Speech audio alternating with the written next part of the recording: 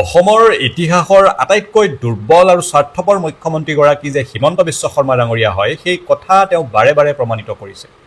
হিমন্ত বিশ্ব শৰ্মা ডাঙৰীয়াৰ দিনত অসমীয়া মানুহে যিমান অপমানিত হ'বলগীয়া হৈছে, বেইজ্জত হ'বলগীয়া হৈছে, মাৰ খাবলগীয়া হৈছে, গুলি খাবলগীয়া হৈছে, আগতে কোনো এগৰাকী মুখ্যমন্ত্ৰীৰ দিনতে অসমৰ ৰাজনৈতিক তথা সামাজিক ইতিহাসত এনেকুৱা ঘটনা সংঘটিত হোৱা নাছিলে।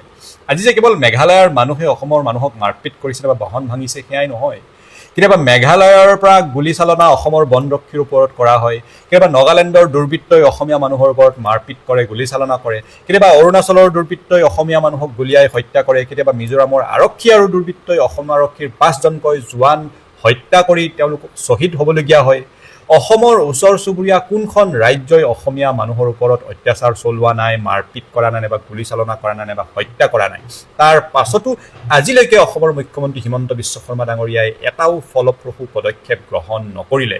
কিন্তু আমাৰ অসমখন উত্তৰ পূবৰ আটাইকেইখন ৰাজ্যৰ ভিতৰত শক্তিশালী ৰাজ্য, আমাৰ জনসংখ্যা আটাইতকৈ বেছি, লোকসভাৰ আসনৰ সংখ্যাকে ধৰি ৰাজনৈতিকভাৱে আমি আটাইতকৈ শক্তিশালী। তাৰ পাছতো কেৱল মাত্ৰ নিজৰ ৰাজনৈতিক কেৰিয়াৰটোত চিন্তাত হিমন্ত বিশ্ব শৰ্মা ডাঙৰীয়া থাকিল।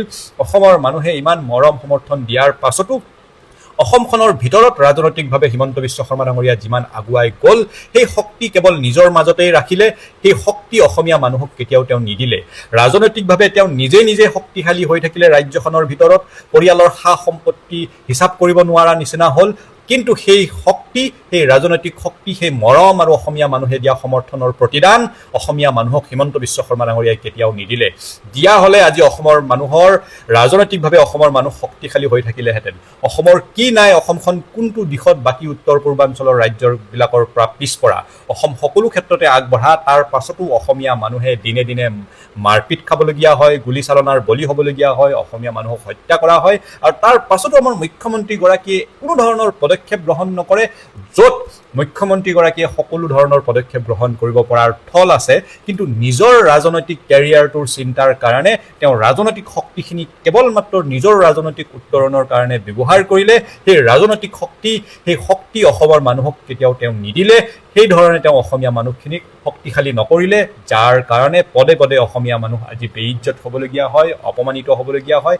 আৰু ওচৰ চুবুৰীয়া ৰাজ্যৰ এনে অত্যাচাৰৰ বলি অসমৰ মানুহ সঘনাই হ'বলগীয়া হয়। গতিকে ইয়াতকৈ দুৰ্ভাগ্যৰ সময় আৰু অসমত আগতে কেতিয়াও নাছিলে। হিমন্ত বিশ্ব শৰ্মা ডাঙৰীয়াই গোটেই ৰাজনৈতিক জীৱনটো কেৱল নিজৰ কাৰণে কৰিলে, কিন্তু অসমৰ মানুহখিনিকো যে সেই ৰাজনৈতিক শক্তিৰ প্ৰতিদান দিব লাগে, ৰাজনৈতিকভাৱে সেই শক্তিশালী হোৱাৰ যিটো বাতাবৰণ, গোটেই অসমৰ মানুহে যাতে তাৰ সুৰক্ষা কৱচ পায়, সেই কামটো হিমন্ত বিশ্ব শৰ্মা ডাঙৰীয়াই কেতিয়াও নকৰিলে। কি দুৰ্ভাগ্যৰ সময়। ধন্যবাদ। জয় অসম।